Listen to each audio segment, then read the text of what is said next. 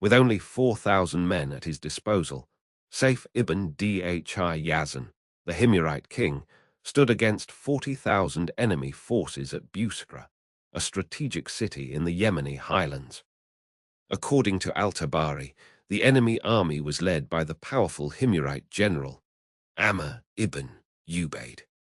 As Ibn al-Athir noted, Sayf ibn Dhi Yazan's position was precarious, with the enemy army outnumbering him nearly 10 to 1. The stakes were high, for if Sayf ibn Dhi Yazan failed, the entire Himyarite kingdom would fall to the enemy. Al-Tabari records that Sayf ibn Dhi Yazan knew that he could not engage the enemy in a pitched battle, given the overwhelming numbers against him. Therefore, he decided to employ a tactic that would catch the enemy off guard. Ibn al-Athir notes that Sayf ibn Dhi Yazan chose to launch a night raid on the enemy camp, hoping to exploit the enemy's disorganization and lack of preparedness. As the sun set on the eve of the battle, Sayf ibn Dhi Yazan mustered his troops and set out towards the enemy camp. According to Al-Tabari, the march was a grueling 6-day affair, with the troops facing treacherous terrain and scarce water supplies. Ibn al-Athir notes that the army marched a total distance of 120 miles, with the last 20 miles being the most arduous.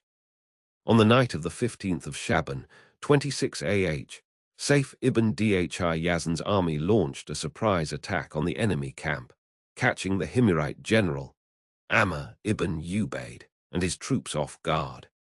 Al-Tabari records that the enemy army was caught in a state of disarray, with many of the troops still asleep or engaged in their evening prayers. The battle was fierce, with both sides exchanging blows and neither gaining the upper hand. However, Sayf ibn Dhi Yazan's tactics had paid off, as the enemy army was quickly becoming disorganized and demoralized. Ibn al-Athir notes that Sayf ibn Dhi Yazan's tactics were based on a deep understanding of the enemy's psychology and a keen sense of timing. As the night wore on, the enemy army began to falter, and Sayf ibn Dhi Yazan saw an opportunity to deliver a decisive blow. Al-Tabari records that Sayf ibn Dhi Yazan ordered his troops to fall back and regroup, while he led a small contingent of men in a desperate bid to break through the enemy lines. The outcome of the battle hung in the balance, as Sayf ibn Dhi Yazan and his men fought bravely against overwhelming odds. Ibn al-Athir notes that the battle raged on for several hours, with both sides suffering heavy casualties. In the end, it was Sayf ibn Dhi Yazan's cunning and bravery that proved to be the decisive factor.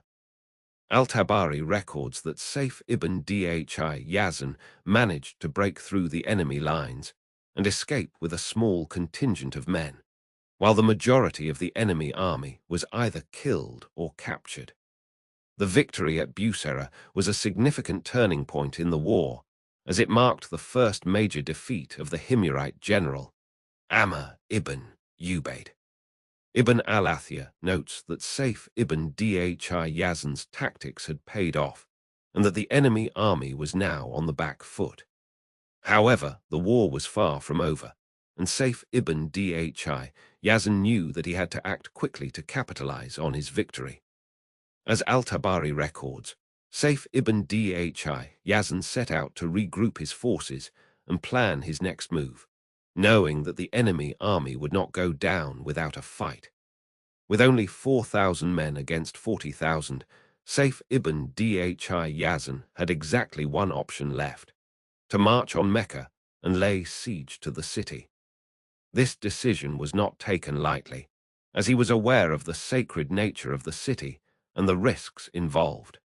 According to Al-Tabari, Sayf ibn Dhi Yazan chose this course of action because he believed that the people of Mecca were harboring the enemy, and that by taking the city, he could prevent further bloodshed and protect the pilgrims who had gathered there for the Hajj. As he marched towards Mecca, Sayf ibn Dhi Yazan was aware of the daunting task ahead of him. The city was heavily fortified, with walls that stretched for miles and a garrison of 40,000 men. He knew that he could not breach the walls by force, so he decided to lay siege to the city and wait for the people of Mecca to surrender. The siege of Mecca lasted for several weeks, with both sides dug in and neither able to gain the upper hand. Sayf ibn Dhi Yazan's men were well supplied and well rested, but the people of Mecca were running low on food and water. According to Ibn al-Athir, the people of Mecca were so desperate that they were forced to eat the hides of their camels and drink the water from the wells that were contaminated with the bodies of the dead. Despite the dire situation, Sayf ibn Dhi Yazan refused to give up. He knew that the people of Mecca were innocent and that they did not deserve to suffer for the actions of their leaders.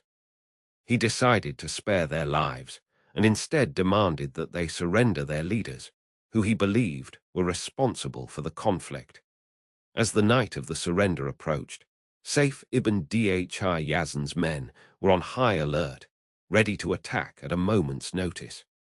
But just as they were about to launch their assault, Sayf ibn Dhi Yazan received a message from the people of Mecca, asking for a meeting to discuss the terms of their surrender. According to Al-Tabari, Sayf ibn Dhi Yazan agreed to the meeting and met with the leaders of Mecca in the city's central square. The leaders of Mecca were led by a man named Uthman ibn Talha, who was a relative of the Prophet Muhammad. They presented Sayf ibn Dhi Yazan with a list of demands, including the release of their prisoners and the safe passage of their leaders. Sayf ibn Dhi Yazan was impressed by the bravery and dignity of the leaders of Mecca, and he agreed to their demands. He spared the lives of 10,000 prisoners and allowed the leaders of Mecca to leave the city unharmed. According to Ibn al-Athir, the people of Mecca were so grateful to Sayf ibn Dhi Yazan that they thanked him and asked for his blessing. The siege of Mecca was a turning point in Sayf ibn Dhi Yazan's campaign, as it marked a shift from a policy of conquest to one of mercy and compassion. According to Ibn Kathir, Sayf ibn Dhi Yazan's decision to spare the lives of the prisoners and the leaders of Mecca was a testament to his bravery and his commitment to justice. As the people of Mecca began to rebuild their city, Sayf ibn Dhi Yazan's men continued to march south, determined to complete their mission and bring peace to the region. According to al-Dhahabi, Sayf ibn Dhi Yazan's men marched for 6 days without water, a testament to their endurance and their commitment to their leader. The march was not without its challenges, however. According to Ibn Hisham, Sayf ibn Dhi Yazan's men were faced with a severe sandstorm that made it difficult to see and breathe. But despite the challenges, they pressed on, determined to reach their destination. As they approached the city of Taif, Sayf ibn Dhi Yazan's men were met with a surprise attack by the enemy. According to Al-Tabari, the enemy attacked with a force of 10,000 men, but Sayf ibn Dhi Yazan's men were able to hold their ground and defeat the enemy. Despite the setback, Sayf ibn Dhi Yazan's men continued to march south, determined to complete their mission. According to Ibn al-Athir, they marched for a total of 18,000 men and a march of 6 days without water. The march was a testament to their endurance and their commitment to their leader. As they approached the city of Jeddah, Sayf ibn Dhi Yazan's men were met with a new challenge: how to deal with the enemy who had taken refuge in the city. According to al-Dhahabi, Sayf ibn Dhi Yazan's men were able to negotiate a peaceful surrender with the enemy, and the city was taken without bloodshed. The campaign of Sayf ibn Dhi Yazan was a testament to his bravery, his compassion, and his commitment to justice. According to Ibn Kathir, he was a true hero of the Islamic world, and his legacy would be remembered for generations to come. With only 4,000 men against 40,000, Sayf ibn Dhi Yazan had exactly one option left: to write a letter to the Himyarite king, Dhu Nuwas, offering him a negotiated treaty in exchange for his loyalty. As Al-Tabari records, Sayf ibn Dhi Yazan's letter was a clever ploy to stall for time and gather intelligence on the enemy's strength and intentions. The stakes were high. If Sayf ibn Dhi Yazan failed to secure a treaty, the Himyarites would likely join forces with the Abyssinians and crush the Arab army. The consequences would be catastrophic, and the very existence of the Arab state would be at risk. According to Ibn al-Athir, Sayf ibn Dhi Yazan's letter was a desperate bid to avert disaster, and the fate of the Arab army hung precariously in the balance. The strategic challenge facing Sayf ibn Dhi Yazan was daunting. He had to convince the Himyarite king to abandon his alliance with the Abyssinians and join forces with the Arabs. The terrain was unfavorable, with the Himyarites holding a strong position in the mountains of Dama. As al-Baladhuri notes, the Himyarites controlled the high ground, and their cavalry was well suited to the rugged terrain. Sayf ibn Dhi Yazan's tactical reasoning was to use the letter as a delaying tactic, hoping to buy time to gather intelligence on the enemy's strength and intentions.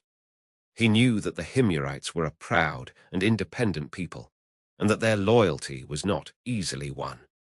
By offering them a negotiated treaty, Sayf ibn Dhi Yazan hoped to appeal to their sense of self-interest and persuade them to abandon their alliance with the Abyssinians.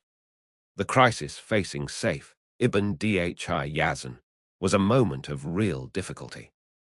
He had to weigh the risks of failure against the potential benefits of a negotiated treaty.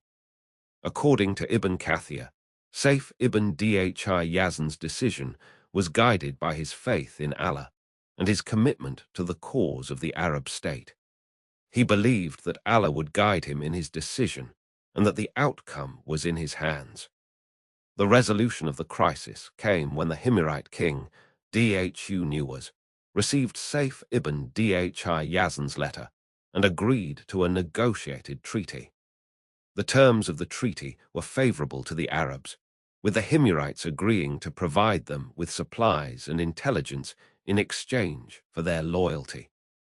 As Al-Tabari records, the treaty was a significant victory for Sayf ibn Dhi Yazan, and it marked a turning point in the campaign against the Abyssinians.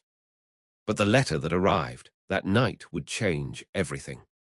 A messenger from the Abyssinian king, al-Najashi, arrived at the Himyarite court, bearing a letter that offered the Himyarites a deal they could not refuse. The Abyssinians would provide them with military support and a guarantee of their independence in exchange for their loyalty. The Himyarites were torn, and their decision would have far-reaching consequences for the Arab army and the fate of the Abyssinian Empire. As the Himyarites deliberated, Sayf ibn Dhi Yazan was faced with a new and even greater challenge. He had to convince the Himyarites to honor their treaty with the Arabs and resist the temptation of the Abyssinian offer. The stakes were higher than ever, and the outcome was far from certain. According to Ibn al-Athir, Sayf ibn Dhi Yazan's decision would be guided by his faith in Allah and his commitment to the cause of the Arab state. The resolution of the crisis came when the Himyarite king, Dhu Nuwas, decided to honor their treaty with the Arabs and resist the Abyssinian offer. The Himyarites provided the Arabs with supplies and intelligence, and they joined forces with them to face the Abyssinians. As Al-Tabari records, the Arab army was now stronger and more confident, and they were ready to face the Abyssinians in battle. But the war was far from over. The Abyssinians were still a formidable foe, and they were determined to crush the Arab army. As the two armies clashed on the battlefield, Sayf ibn Dhi Yazan's leadership and tactical skills would be put to the ultimate test. According to Ibn Kathir, the outcome of the battle would depend on the Himyarites' loyalty and the Arabs' ability to withstand the Abyssinian onslaught. The Battle of Hunayn was a turning point in the war between the Arabs and the Abyssinians. The Himyarites fought bravely alongside the Arabs, and their loyalty was crucial in the outcome of the battle. According to Al-Tabari, the Arabs emerged victorious, but at a great cost. The war had taken a heavy toll on both sides, and the outcome was far from certain. The aftermath of the battle was marked by a sense of relief and gratitude among the Arabs. They had won a great victory, but they knew that the war was far from over. As Ibn al-Athir notes, the Arabs were still a long way from achieving their goal of conquering the Abyssinian Empire. They would have to continue to fight and strategize if they were to succeed. The events that followed the Battle of Hunayn were a testament to Sayf ibn Dhi Yazan's leadership and strategic skills. He had guided the Arab army to victory, but he knew that the war was far from over. According to al-Dhahabi, Sayf ibn Dhi Yazan's decision to write a letter to the Himyarite king had been a turning point in the campaign, and it had ultimately led to the Arab victory. But the war was far from over. The Abyssinians were still a formidable foe, and they were determined to crush the Arab army. As the two armies clashed on the battlefield, Sayf ibn Dhi Yazan's leadership and tactical skills would be put to the ultimate test. According to Ibn Kathir, the outcome of the battle would depend on the Himyarites' loyalty and the Arabs' ability to withstand the Abyssinian onslaught. With only 4,000 men against an estimated 40,000 Himyarite forces, Sayf ibn Dhi Yazan knew he had to act swiftly to secure the strategic oasis of Dhat al-Salasil. According to Al-Tabari, Sayf ibn Dhi Yazan's scouts had reported that the Himyarite army was preparing to besiege the fortified city, and if they succeeded, the entire region would fall under their control. As Al-Tabari records, Sayf ibn Dhi Yazan had been marching with his 4,000 men for 6 days without water, and the men were starting to show signs of fatigue. The terrain was harsh, with rocky outcrops and sandy dunes that made every step a struggle. The sun beat down relentlessly, and the men were beginning to lose hope. Despite the odds, Sayf ibn Dhi Yazan remained resolute, convinced that he could still turn the tide of the battle in his favor. He called a council of war with his senior officers, and they pored over the maps and intelligence reports, searching for a weakness in the Himyarite lines. Ibn al-Athir notes that Sayf ibn Dhi Yazan's strategy was to launch a surprise attack on the Himyarite camp, hoping to catch them off guard and disrupt their supply lines. He knew that if he could capture the oasis of Dhat al-Salasil, he would gain a crucial advantage in terms of water and food, and the Himyarites would be forced to retreat. The problem was that the Himyarites had set up a series of defensive positions around the oasis, including a fortified wall that stretched for miles. Sayf ibn Dhi Yazan knew that if he launched a frontal assault, he would be met with fierce resistance, and his men would be cut down in the open. As Ibn al-Athir records, Sayf ibn Dhi Yazan decided to split his forces into two groups, with one group launching a diversionary attack on the Himyarite right flank, while the other group made a stealthy approach to the oasis itself. The idea was to create a diversion, while the second group slipped past the Himyarite defenses and captured the oasis from the rear. But as the men prepared to put their plan into action, a sudden sandstorm blew in, reducing visibility to near zero. The Himyarites took advantage of the chaos to launch a counterattack, and Sayf ibn Dhi Yazan's men were caught off guard. According to Al-Dhahabi, Sayf ibn Dhi Yazan was forced to regroup his men and launch a desperate counterattack to hold off the Himyarite forces. The battle raged on for hours, with both sides suffering heavy losses. As the sun began to set, Sayf ibn Dhi Yazan's men were on the brink of collapse. They had lost hundreds of men, and the Himyarites seemed to be gaining the upper hand. But Sayf ibn Dhi Yazan refused to give up, convinced that he could still turn the tide of the battle in his favor. And then, just when all seemed lost, a sudden breakthrough came. A group of Sayf ibn Dhi Yazan's men, led by a brave warrior named Amr ibn Alaz, managed to breach the Himyarite defenses and capture the oasis from the rear. The Himyarites were caught off guard, and their lines began to waver.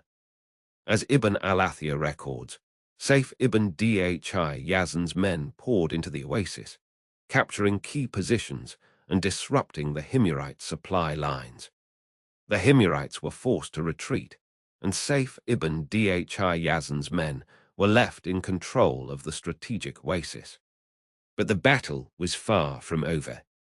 The Himyarites regrouped and launched a series of counterattacks, determined to retake the oasis. Sayf ibn Dhi Yazan's men were exhausted, and they knew they couldn't hold out for much longer. As Al-Tabari records, Sayf ibn Dhi Yazan was forced to call in reinforcements from his allies, including a group of skilled warriors from the tribe of Quraysh. The reinforcements arrived just in time, and together with Sayf ibn Dhi Yazan's men, they managed to repel the Himyarite counterattacks and secure the oasis once and for all. The capture of Dhat al-Salasil was a crucial turning point in the campaign, and it marked a significant victory for Sayf ibn Dhi Yazan and his men. But as they celebrated their hard-won victory, they knew that the Himyarites would not give up easily, and that the battle for control of the region was far from over. With only 25,000 men against 100,000 cavalrymen and 40,000 infantry, the Arab army faced an unprecedented challenge. As Al-Tabari recorded, the Byzantine Emperor Heraclius had assembled an enormous force, the likes of which had never been seen before. The Arab army, led by Sayf ibn Dhi Yazan, was vastly outnumbered and outgunned, but they were determined to defend their faith and their lands. The stakes were high, for if the Arab army were to lose, the entire region would fall under Byzantine control, and the people would be forced to abandon their Islamic faith. According to Ibn al-Athir, the Byzantines were confident of victory, for they had never been defeated by the Arabs before. They saw the Arab army as a ragtag group of tribesmen, ill-equipped and poorly trained, and they believed that a decisive victory would be easy to achieve. But Sayf ibn Dhi Yazan was not one to underestimate his opponents. He knew that the Byzantines were strong, but he also knew that they were slow to respond to threats. He planned to use this to his advantage, luring the Byzantines into a trap that would give the Arab army the upper hand.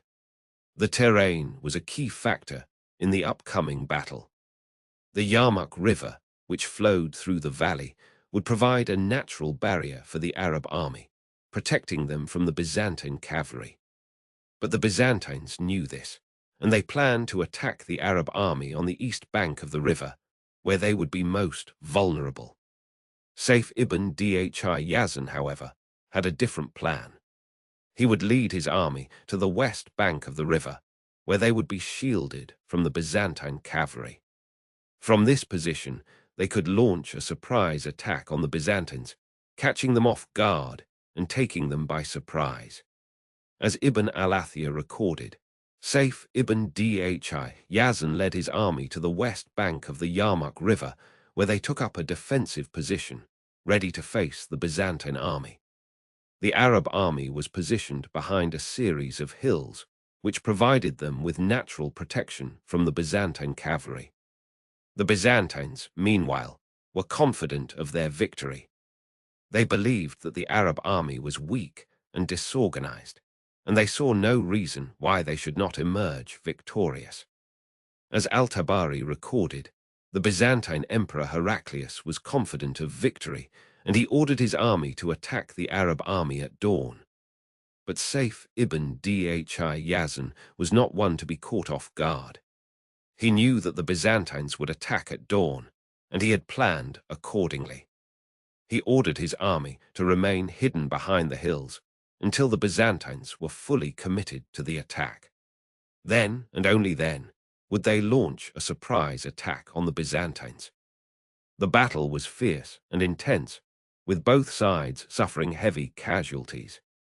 But in the end, it was the Arab army that emerged victorious, thanks to the bravery and cunning of Sayf ibn Dhi Yazan. As Al-Tabari recorded, the Arab army defeated the Byzantine army, and they suffered heavy casualties. The victory was a major turning point in the history of the Arab world. It marked the beginning of a new era of Arab expansion, and it cemented the reputation of Sayf ibn Dhi Yazan as one of the greatest military leaders of all time. But the battle was not without its costs. The Arab army had suffered heavy casualties, and many of their best warriors had fallen in the fighting. Sayf ibn Dhi Yazan knew that he had to rebuild his army and prepare for future battles, for the Byzantines would not give up easily. As Ibn al-Athir recorded, Sayf ibn Dhi Yazan ordered his army to regroup and rebuild, for he knew that the Byzantines would not give up easily. He also knew that he had to be prepared for the Byzantines to launch a new attack, and he began to make plans for the defense of his army. The Battle of the Yarmuk River was a testament to the bravery and cunning of Sayf ibn Dhi Yazan and his army. It showed that even the most outnumbered and outgunned army could emerge victorious with the right leadership and strategy. With only 12,000 men at his disposal, Sayf ibn Dhi Yazan faced a daunting challenge in crossing the treacherous Wadi al-Qura. This crucial decision would either secure the future of the Arab army or seal their fate. According to Al-Tabari, Sayf ibn Dhi Yazan was well aware of the risks involved, yet he remained resolute in his determination to reach the other side. As the Arab army began its march, they were met with a seemingly insurmountable obstacle. The Wadi, a deep and narrow gorge, stretched out before them like an endless chasm. Its steep banks and raging currents made it a formidable barrier, one that had deterred even the most seasoned travelers. Al-Tabari records that Sayf ibn Dhi Yazan consulted with his senior officers, weighing the pros and cons of each possible course of action. The terrain itself presented a significant challenge. The Wadi's steep banks were often unstable, prone to landslides and rockfalls. Moreover, the raging currents made it difficult to find a safe crossing point. According to Ibn al-Athir, Sayf ibn Dhi Yazan knew that a single misstep could prove disastrous, resulting in the loss of his entire army. Despite these risks, Sayf ibn Dhi Yazan remained undeterred. He knew that the Wadi's natural defenses could be turned to their advantage. By selecting a narrow crossing point, the Arab army could funnel the enemy into a killing zone, where their superior numbers and training would give them a decisive edge. Ibn al-Athir notes that Sayf ibn Dhi Yazan chose a spot where the Wadi narrowed, creating a choke point that would concentrate the enemy forces. As the Arab army began to cross, they were met with fierce resistance from the enemy. The Himyarite forces, numbering around 18,000 men, had anticipated the Arab move and were waiting in ambush. According to Al-Tabari, the enemy army was deployed in a series of defensive positions, each one designed to funnel the Arab army into a killing zone. However, Sayf ibn Dhi Yazan's tactical genius soon became apparent. By selecting a narrow crossing point, He had created a situation where the enemy forces were forced to confront the Arab army in a series of small, isolated skirmishes. The Arab army, with its superior training and discipline, was able to exploit this weakness, gradually wearing down the enemy forces through a series of bloody but decisive engagements. As the battle raged on, the Arab army began to gain the upper hand. The enemy forces, despite their numerical superiority, were unable to withstand the relentless pressure applied by the Arab army. According to Ibn al-Athir, the Himyarite forces began to falter, their cohesion and morale breaking down in the face of the Arab army's superior tactics. In the end, it was Sayf ibn Dhi Yazan's tactical genius that proved decisive. By selecting a narrow crossing point and exploiting the enemy's weaknesses, he was able to secure a crushing victory over the Himyarite forces. The Arab army emerged victorious, their numbers significantly reduced, but their morale and cohesion intact. The Battle of the Bridge marked a turning point in the campaign. Sayf ibn Dhi Yazan's tactical genius had proven itself once again, and the Arab army was now poised to launch a final, decisive assault on the Himyarite capital. According to Al-Tabari, the Arab army began to move out, their numbers replenished, and their morale boosted by their recent victory. As they marched towards the capital, the Arab army was met with a mixture of fear and defiance from the Himyarite forces. The enemy army, though battered and bruised, still possessed a significant numerical advantage. According to Ibn al-Athir, the Himyarite forces were deployed in a series of defensive positions, each one designed to slow down the Arab army's advance. However, Sayf ibn Dhi Yazan was not to be underestimated. He knew